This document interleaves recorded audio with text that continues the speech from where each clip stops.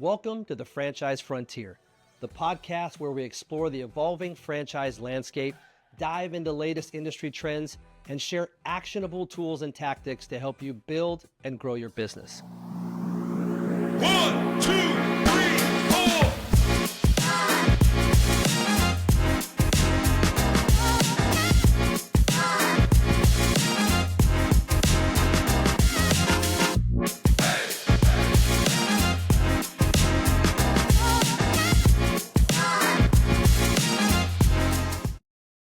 Hello, everyone. Welcome back to the Franchise Frontier podcast. Here we explore the world of business ownership, unlocking keys to success while uncovering common pitfalls to avoid.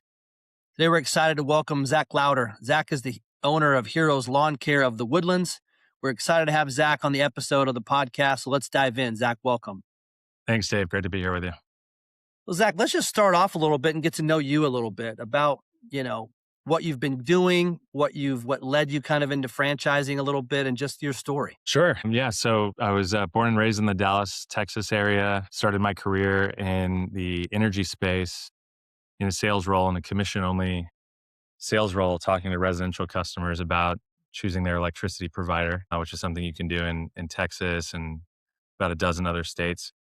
Found myself, with a career in that industry, kind of grew with that company. Ended up joining a startup in 2014 as the third employee. And that was a transformational experience career-wise for me. We went from basically zero to about 300 million a year in revenue. I was responsible for revenue, basically for sales, and sold the company in 2021.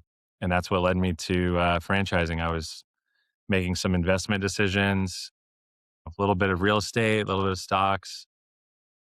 From the youngest age I can recall, was always interested in owning a business.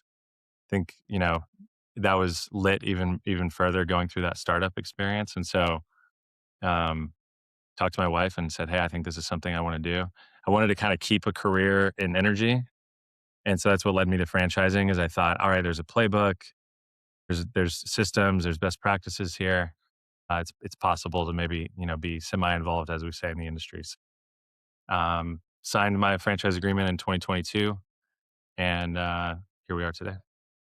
And so looking back in just your childhood, did you have an entrepreneurial family? Is there anything that kind of led you that way, or just from that business that you were a part of prior made you spark that interest? But I didn't know if there was anybody else in your family that kind of led you on this path. Yeah, I'm maybe a little bit, not so much in my household, with my parents or anything like that. I've got a brother who's an actor and filmmaker, so he got kind of the creative side of the brain. And, I don't know, I had various jobs. I always kind of had a job growing up, mowing lawns, working in retail, working in restaurants, bartending. And I always kind of enjoyed thinking about how those businesses ran, how they made money, how they made customers happy. And I did have a cousin who's no longer with us. Unfortunately, cancer took him too young, but he was a serial entrepreneur, and got to kind of ride around with him and visit some of his businesses and stuff a couple of times. And I remember being, I don't know how old I was. I was probably in middle school or high school when that happened, but it left an impression on me. I was really impressed with what he had built, and then kind of the lifestyle and the family culture that created. And so when you look back on, the businesses that you've been a part of, do you feel like there's some sort of a comparison or even a contrast to being in the energy business as part of a startup and then growing it and selling it, to being a part of a franchise business and being a franchise owner? Yeah, well, there's a lot of things that are different, a lot of things that are parallels or analogous, right? So I would say on the things that apply to both, one is it just starts with the team, and that's one reason I was interested in being a business owner, was to kind of have the buck stop with me as far as who we're hiring and how we're treating our employees and how our employees treat our customers. I've just always been passionate about that, like the people side of business. There's a expression that, business is easy, people are hard. And I've found that to generally be true in all parts of my careers. So I think that's one, is the team, the people that you work with, finding people that share a common goal and common values, but maybe different perspectives and different skill sets, and like bringing them together and finding a way to, how do you communicate? That's kind of the hardest thing usually, is like communication, but also how do you move fast and drive good results? So People would be one. Business partners is another one that I've seen parallels in both. Like, the external companies and vendors and suppliers, people that you work with and rely on are really critical, in both in the lawn care business and also in energy. And then specifically on the business model, that people think of energy, they're probably, you might be thinking this right now, you're probably thinking of like utility company or like, big power generation plants or like oil and gas. I'm in the Houston area. But my focus has basically always been on being an electricity provider, an energy provider for like an end consumer, a regular residential customer. And so through that experience, I learned about building a customer base of residential customers, retaining a customer base, recurring revenue, some of the marketing challenges and opportunities there. And so that was something I was looking for specifically in the franchise was, residential and recurring revenue. And I found that in Heroes. That was sort of part of my criteria. Yeah, and I know that, in your time of being part of Heroes, Heroes has kind of readjusted, has moved around a little bit in terms of the model and doing some things. And I know you've been adaptive to that and those type of things. But when you look back kind of that first year as the business owner, kind of what did you see? I would imagine it's going to be the people, but walk us through kind of biggest surprises, biggest challenges. Sure. Well, yeah. So my story, we're, I think we were the second location, like open and operating, second or third, somewhere in the first bunch there, outside of the founding location up in Nebraska and Omaha. And so one challenge is it was just I wasn't able to really have conversations with other Heroes franchisees that had been through it, and I kind of knew that. I had looked at some other services franchises, and I mentioned some of my criteria: residential, recurring revenue. Another one was that I wanted to serve the Woodlands. I wanted a business in my community here. My wife grew up here. It's a great community. Our kids are here. Our church is here. Like we really wanted a business here, not 20 miles west or, down in the city in Houston or whatever. We wanted it to be here. And I kind of knew I was onto something because I don't know how many, I mean, certainly a dozen franchise concepts that I looked at, even some that were pretty early, the Woodlands was never available. They were always like, oh no, that's one of the first to go. There was kind of, I remember somewhere in Florida and then like Frisco, Nashville, it was like the Woodlands are like, oh no, that's gone. That's been gone. And so I started grappling with like, I'm going to have to be kind of in a founding location. Otherwise I'm not going to get my territory. So that was a calculated risk that there weren't other franchisees to talk to. But I would say the Heroes model, a surprise or something that we all kind of learned that first year or two is that it's very local. The services we provide, there's other brands within horsepower, like maybe Stand Strong Fencing.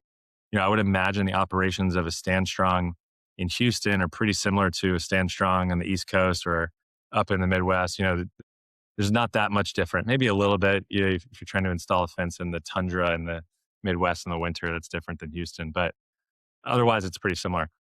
But what I found with Heroes is there's a lot more kind of technical product and service knowledge and operational challenges and considerations that I didn't know about. And I think a lot of the system hadn't really figured out yet because it hadn't scaled outside of that founding location. And so we really had to figure it out at a local level first and then figure out how to best get support from the franchisor.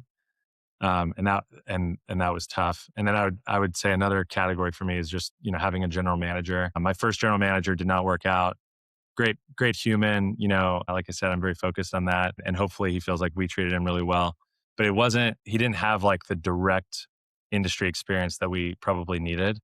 He had some analogous experience that I thought would be a good fit. But pretty quickly in that first year, I realized, I need someone who knows what they're doing. They've got to actually come in and kind of have a playbook, know exactly how to build a fertilizer program in this market. And so thankfully my GM that we've had since then has been a really, really strong addition.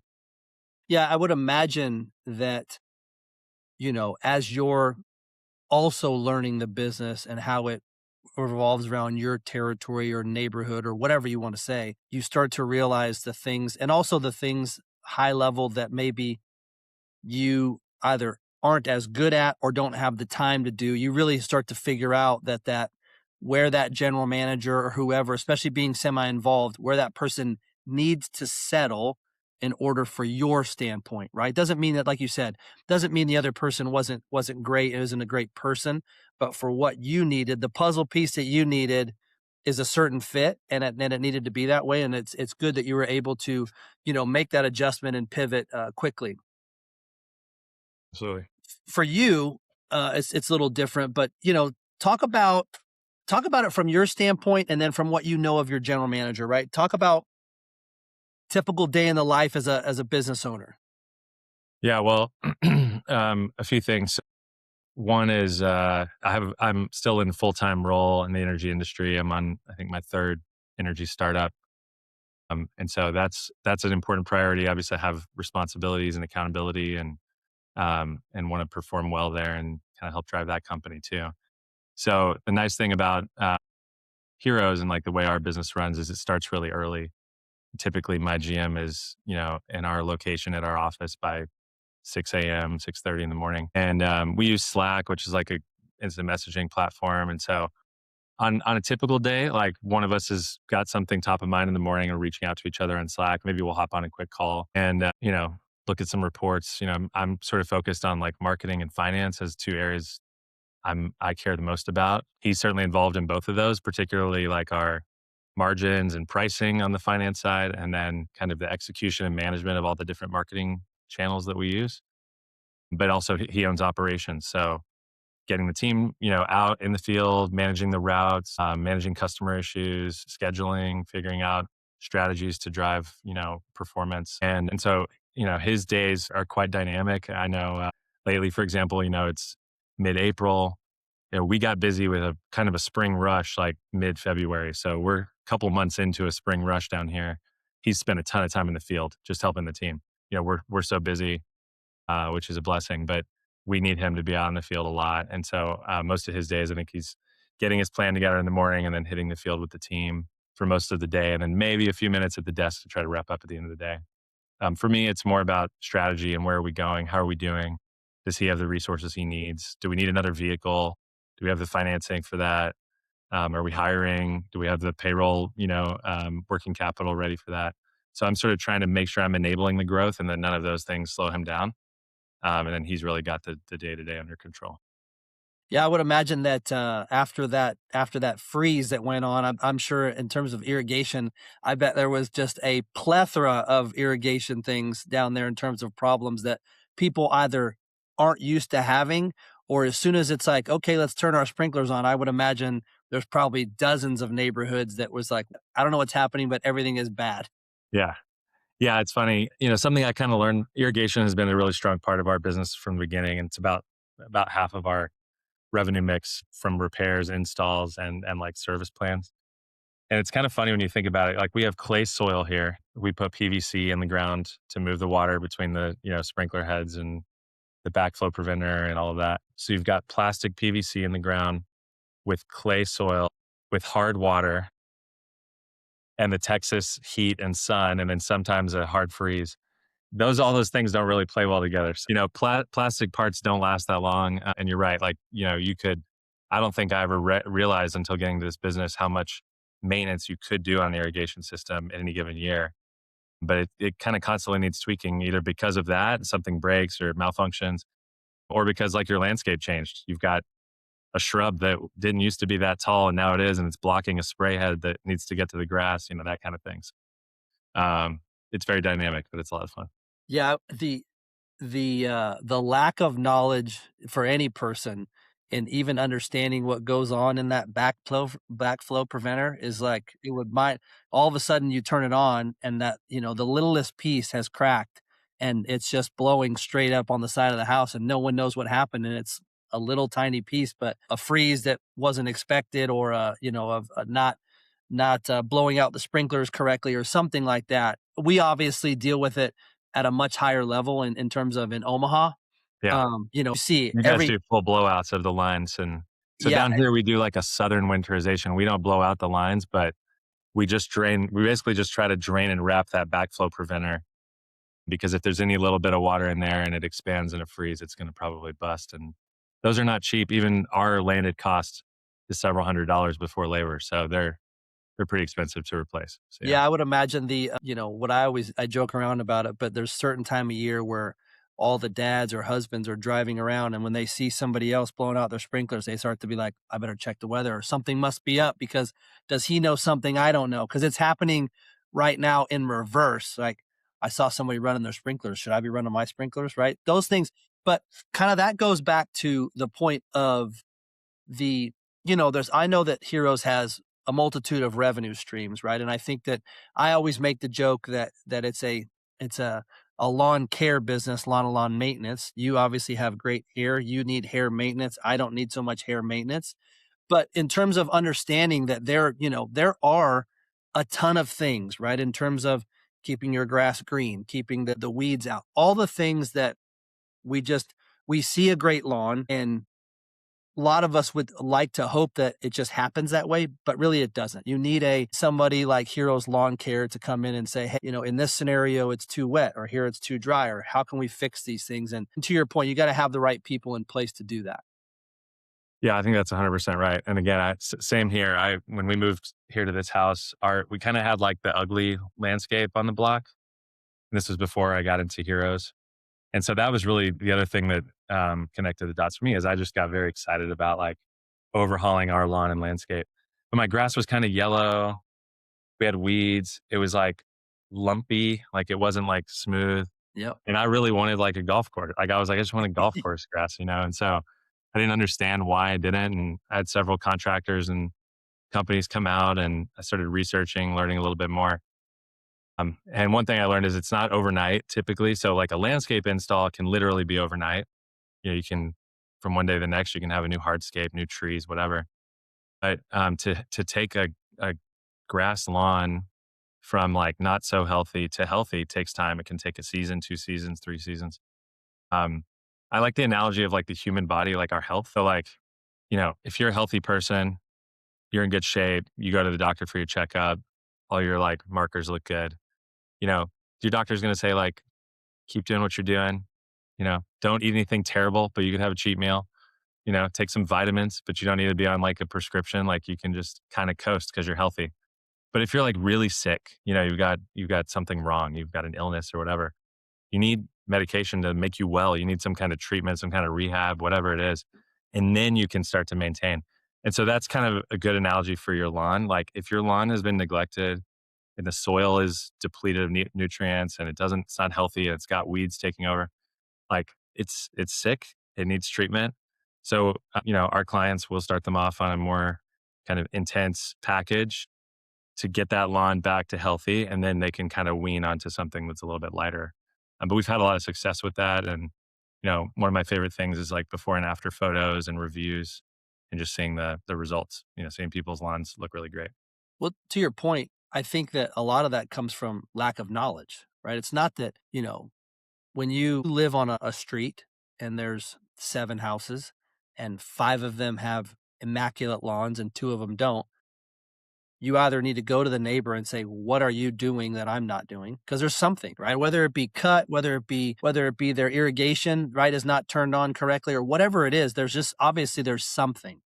Standing in the driveway looking at the lawn doesn't fix it, does not That's fix right. it. And then to your point, it's going to take a package. It's going to take a commitment to say, hey, if this is truly something that I want, then I need to make an investment in this, and I'm going to, I'm going to work on my yard health, or whatever that might be, right, in order to get there. So I think you touch on a lot of really good points there.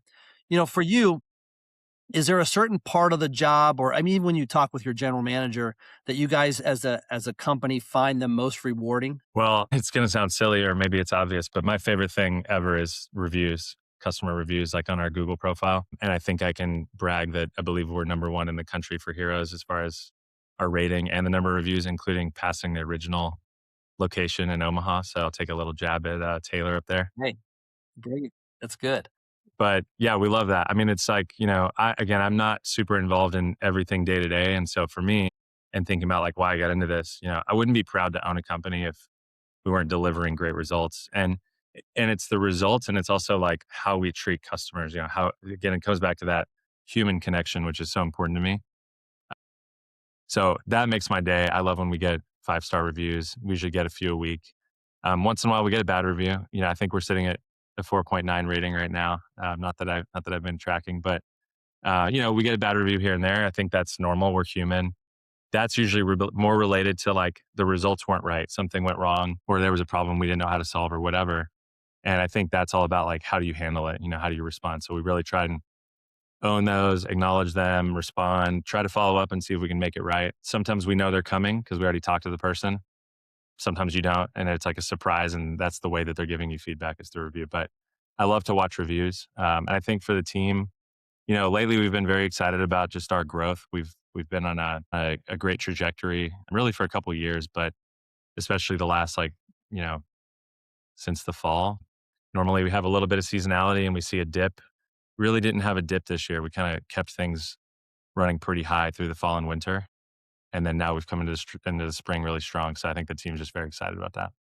That's awesome. And oftentimes some of the best reviews come after a mistake, right? So the fact that you guys are owning up to that stuff and really doing whatever you can to make it right by the customer, I think is the ultimate goal. Yeah, it's a philosophy. I think we're very aligned on it. And listen, don't get me wrong. In our 3+ years, we've had a couple customers that we kind of needed to fire the customer, and that's rare. And like we have a very high bar for that kind of thing to happen. Like there's got to really be clear evidence. But we had an instance where a customer was being extremely disrespectful to our team members, and after professionally asking them not to, they continued.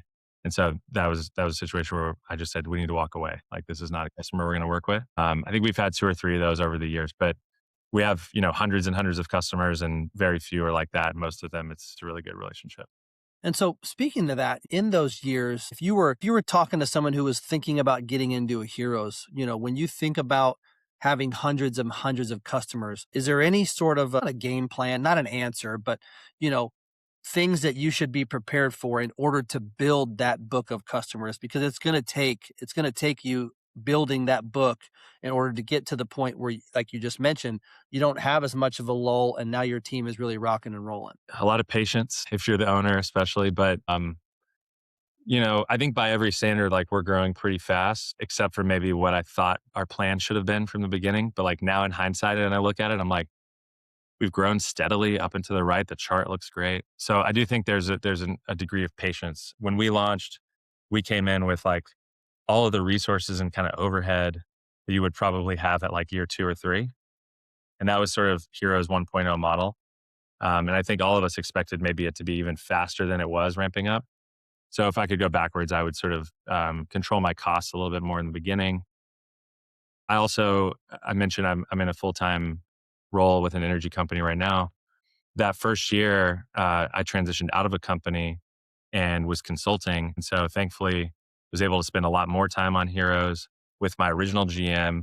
Then I was the acting operator, the GM for a few months while I was recruiting the next GM, and then able to kind of like support the new GM coming on board. And so I think being hands-on, being prepared to spend time, even if your plan is to be semi-involved and have a W-2 career in another industry or whatever, I think you should expect to spend significant time, especially that first year.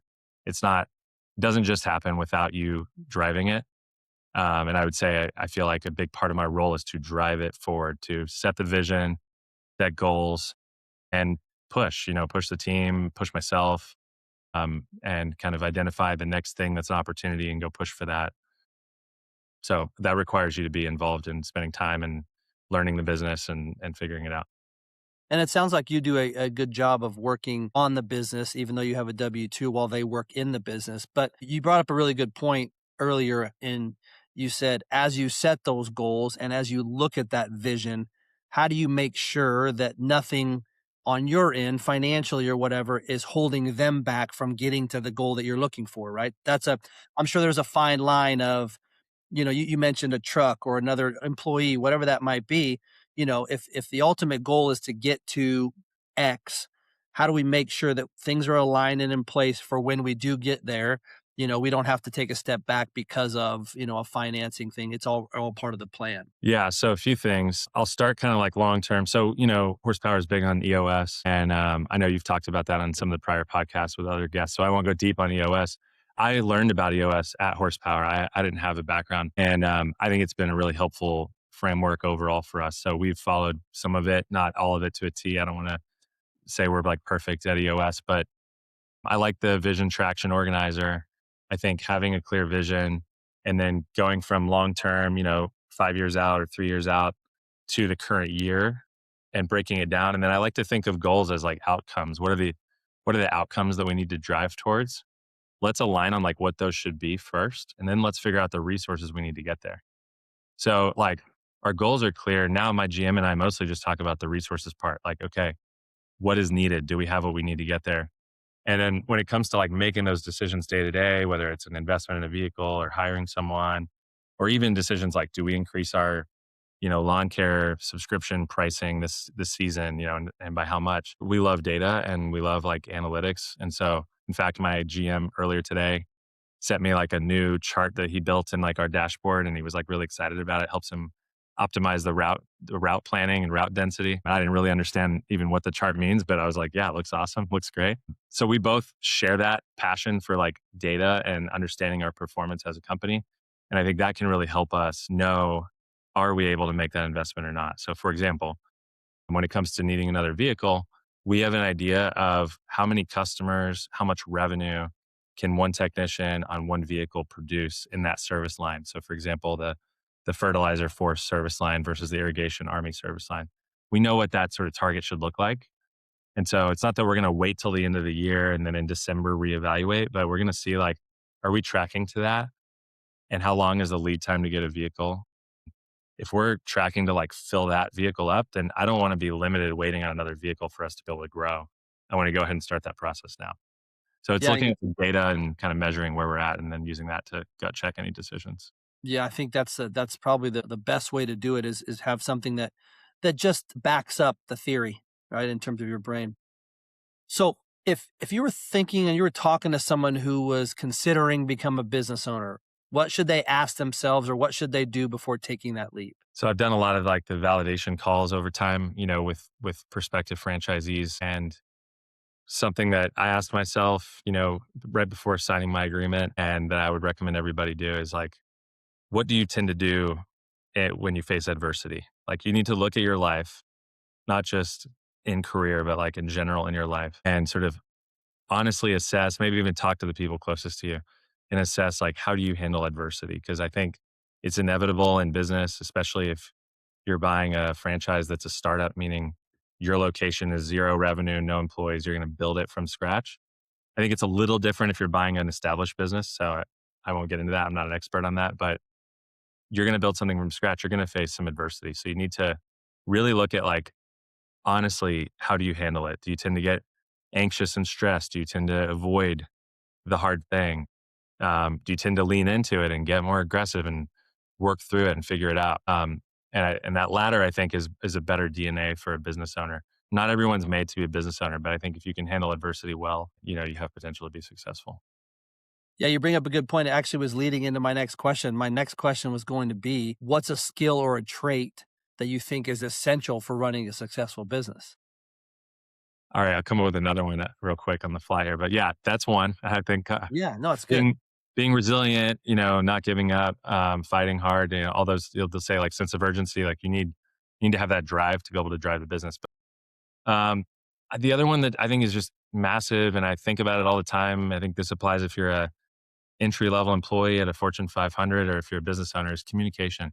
Like it is so crucial. I mean, I think you and I are both married. Like in your marriage, with your children, with your friends and family, but especially in business and work, like you need to really invest in and be thoughtful about communication. There are many different communication styles. Some people are more direct and more concise, shorter or harsher. Some people are very agreeable and long-winded. That'd probably be more me.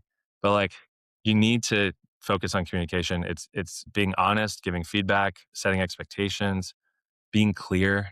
This applies to customers, this applies to employees and business partners, but also like as a franchisee, I really try to think about my communication with the franchisor, and that's really benefited me over time. I've built trust, built relationships with them, and that's given me opportunity to ask for things when I need it, to have insight when I want it, and that stems from communication. So I think people don't focus on it enough. They just sort of communicate the way they always have. And I just think it takes effort to do it well every day. You really have to work at it. Yeah, and again, there's probably a different definition of communication as a business owner versus an employee. There's just Totally. differences to it. And so being adaptable to understanding, you had mentioned it earlier how, business is sometimes easy, but people is always difficult, right? So also knowing that you're going to have to be able to communicate with different types of people at all times, customers and or employees. That's a great point. Yeah, adapting your communication. I think I agree with you for sure. Yeah, so, I know that the model has changed a little bit, but looking back, if you had to start over, is there anything you would do differently before owning a business? Or the second part of that would be, is there any sort of a mistake or a lesson from your experience that you're like, oh, everyone should hear this? Great questions. So yeah, the model has changed, but I would say like if I could go back in time, I would be a little more frugal in year one. We lost a lot of money in the first year, just transparently. I expected to have a loss, like that was in my forecast, but it was more than we expected. And in hindsight, there were a lot of times where I was just sort of, I had the capital available or the credit available or whatever. And I was like, I don't want to be penny wise and pound foolish. Like, let's do it. Let's do it. Let's do it. And I think, there's a different way to approach it. The other thing, which is specific to heroes, but might apply to some of the other concepts and other businesses is just, if I look at like how we make money as a business today, the mix of revenue is very different than it should be in year one. And I think that's okay. I spent a lot of time in the first year or two, like trying to be where we are today in terms of like what kind of revenue we have coming in. So I'll give you an example. You know, our business over time is going to trend towards probably like 3/4 recurring revenue, which I'm really excited about. We're already like north of 50% recurring revenue. That said, the like ticket size and the number of customers you need for that to like cover your overhead as a startup, it makes it really challenging to expect a lot of recurring revenue in the beginning. You would need a lot of customers paying you 75 or $100 a month or every 6 weeks for a lawn care treatment to cover even just 10 grand a month in expenses, right? That would require a lot of customers. And to contrast that, we also have, other forms of revenue in the business, one-time revenue, whether it's irrigation installs, repairs. Some of the locations have more of a landscaping model. Like we could have really leaned into that earlier and brought up some of that revenue and that growth. We're making customer relationships. We can find a way to like cross sell or upsell them into a recurring revenue contract later. So I think if I could go back, I would focus on that more in the beginning. Like, let's just find a way to make money, keep our expenses down, and then we'll figure out how to make it more recurring revenue as we grow. Yeah, it's a good point. And then any lesson or mistake that you made in maybe that first year that you go, man, if I had to do this thing again, I definitely wouldn't do this. And it could be that to your point of like just the way you looked at the business in year one. Well, so I don't know if I could have seen this differently. Um, you know, 2022 interest rates were starting to change. And so I made a decision to use some debt to finance the business that was not like a fixed rate for a long time. It was a variable rate. And so some of that moved on me pretty quickly in the course of the business and my debt service became a challenge. So again, when I think about the P&L, like it just put us more in the red for a while and we've been able to grow and get out of that. But yeah, I think if I could go backwards, I'd be a little more cautious there. And again, it's all related to my first piece of advice of like, I would start a little bit slower on expenses, be a little more frugal and try to just go after bigger ticket, sales in the beginning. So that's one. I think the other one is just like probably could have gone a little deeper even before signing, understanding the like technical requirements of the business. I thought lawn care was simpler. It's not that it's not simple, but there's more to it than you would expect on the surface. And so I think I just would have liked to have known that. It would have defined like the GM profile I was looking for. Probably would have waited a little longer to hire a GM. I mean, basically my first GM and I started on like the same day. Like it was like boom, day one for both of us. So I didn't know anything, and neither did he. So I couldn't be a great leader. I couldn't assist him much in that. So those would be the things that stand out the most for me. Yeah, really good insight there. I know that you had mentioned the long-term vision of how you're trying to still continue to work on some stuff. I was going to ask you, of the 6+ revenue streams that Heroes has, is there a handful that you guys lean into heavily at your location? Are you looking to maybe add a few, or are you just ramping up operations and continue to do what you're doing as far as long-term vision? Yeah, we're pretty happy with the service lines that we've built in our location. So we've got most of our revenue is in the fertilizer force and irrigation army buckets. There are a couple of other recurring revenue lines, the Mosquito Legion and the Duty, which is like an OG. It was one of the original service lines that was required, and that is now, I think, optional. I'm not even sure if it's marketed to new franchisees. We had already kind of built it up, so we decided to keep it. It was profitable on its own. So, I think we can certainly grow those smaller parts more, but we really liked the complementary nature of like fertilizer and irrigation, and they really go together. My current GM was at a competing lawn care franchise that didn't offer irrigation, and he was happy there. He had been there for 5+ years, and one of the things that helped me get him to switch and make the move was that he saw the opportunity to like bring irrigation and lawn care together and help customers like with a full solution. He's like, we were just referring everybody to another company. The other like categories that I get asked about a lot are lawn maintenance, the mowing side, and then the landscaping side. And, I'll just speak for my own market. I think this varies a lot by market, but like it's extremely, extremely competitive in our area. And most of the contractors doing that work are guys with a truck and a trailer, cash. And so it's a little bit difficult to compete on price and like have any margin. And I found that customers are very price sensitive and kind of have I don't know, have a high quality expectation there too. That's challenging to deliver on. So we've tried to be really disciplined. We dabbled a little bit, but we learned from that and we decided to like just focus on the core services. There's a lot less contractors doing what we do in our area. They're licensed by the state. It's a little harder to get into these. They're more technical, as I mentioned. So it's harder for just some guy with a truck to show up and compete with you, and that's paid off pretty well for us. So Yeah, that's incredible. I think, again, it's going to be what works best for your business, right? So, final question before I go to what I call my three and out. For somebody listening right now on the edge of launching into business ownership, if it's something that they dream, what's your message to them? well, it comes back to kind of the question I would ask about what do you tend to do in adversity, but I would just flip it and say, ultimately you've got to believe in yourself to some degree. And bet on yourself. I think that's what I would say. It's easy to, whether you're starting a business from scratch on its own or joining a franchise, it's easy to blame other people or put the responsibility or accountability on other people, especially when you're like not as involved in the day to day. But, the great thing about business ownership is you are fully empowered and you're fully accountable. And so that's how it works. The buck stops with you. Even as a franchisee, sure, there's things I don't change the Heroes logo, that I don't own that. And there's other parts of being a franchise where we adhere to standards and stuff, of course. But at the end of the day, like I decided to get into this and, I'm accountable for making it successful. So if that feels like you and the challenge that you're up for, I think business ownership is very rewarding. And being a few years into it now, it's starting to feel like we can really taste the fruits. We can really see the benefit of all the hard work and the investment and the risk. If it was easy, everybody would do it. So it's not going to be easy, but again, if it feels like a good fit for your personality, then it's worth it. Incredible. I add a little part to this from my football days. I call it my three and out questions. They're about you, right? So, what's your go to unwind after a crazy day?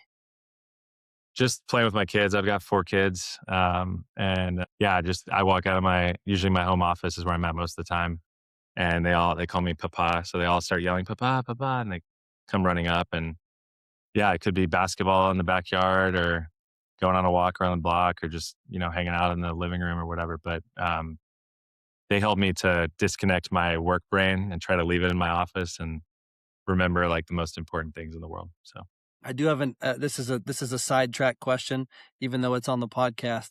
Are you guys a sit down for dinner family? every night, yeah, unless I'm traveling, but yeah, we sit down and eat dinner together basically every night. Is that something that was in your childhood or maybe your wife's? More so my wife's, yeah. Not that it wasn't mine, but my parents are divorced and, I've got a brother. We were really busy with sports. My dad coached us in basketball. So we had a lot of those busy nights, like driving through somewhere, or grabbing Cece's pizza after basketball practice, that kind of stuff. My wife's family is very tight knit And they definitely always did, even when the kids went to college. They were in the Houston area. They always came home for dinner on Sunday, which I thought was really cool. We're definitely going to try to enforce that with our kids as they get older. But I think most of their childhood, they were also at home around the table together. And it's just, I wouldn't change that. Well, hats off to you for that. I had a long conversation about that today with a friend of mine about how I didn't really have that as an adult, and I don't do a great job of it now. But when I have been to other people's homes, whether it be for business, and they say, "Why don't you come over for dinner?" and you sit down, there's a lot to be said for it. There's a lot to be said for a sit down dinner. A lot to be said for uh, old school games, Monopoly, shoots and ladders type deal, or even putting together a puzzle, which makes me sound really old, but No, there's just something to be said about it. yeah, those are some of our favorite things too. And maybe we're kind of old school. I don't know. And yeah, I think this generation of parents with young kids right now are kind of going back to those things because all of us have been so overstimulated with digital things for so long. But and you'd be amazed, even really young kids, 3, 4, 5 years old, can hold a conversation and they're fascinating people. And so it's just a great way to get to know your kids and for them to get to know you. So yeah, Well, I think to your point, it becomes a conversation because we're at the table doing conversational type things. It's not a question and answer. It's the literal conversation where it just goes around the table sort of organically. So very cool. Coffee, tea, or energy drink? Earl Grey tea every morning. Just one? Usually one, although I had a basketball run this morning at 5:30 a.m., so I had to have a second. Had to have a Okay. second cup. I needed some caffeine, but yeah, usually just 1 cup of black tea, no milk. I'm not that British. I think it's somewhere in my family lineage, but yeah, I used to be a coffee drinker. I switched to tea over a decade ago, and stuck with it. Very cool. One piece of advice you'd give your 25-year-old self? Man, take more risk. I wasn't much older than 25 when I started kind of taking risks, but my first big risk I ever took was moving from where I grew up in Dallas to New York City. Had never been there, never moved away, and then slowly became more comfortable taking, I would say, calculated risk. Maybe if I could amend my statement, but yeah, I think that's the time to do it. And as I get older, I'm approaching 40 here pretty soon. I don't really want to take risk as much now. I find my appetite for risk to be decreasing, and that makes sense. So I think your mid 20s is the time to do it. And if I could go back, I'd be like, hey, you're gonna be fine. Like, be yourself, but like, step out a little bit. Don't play it safe. Yeah, I mean, again, this whole podcast in terms of business and even some of the things you've talked about, you've given just incredible insight. So I appreciate that. Absolutely. Thank you for having me. It's been awesome. Everybody, thanks for joining us on the Franchise Frontier podcast. I hope today's episode gave you a clear look into the journey of business ownership.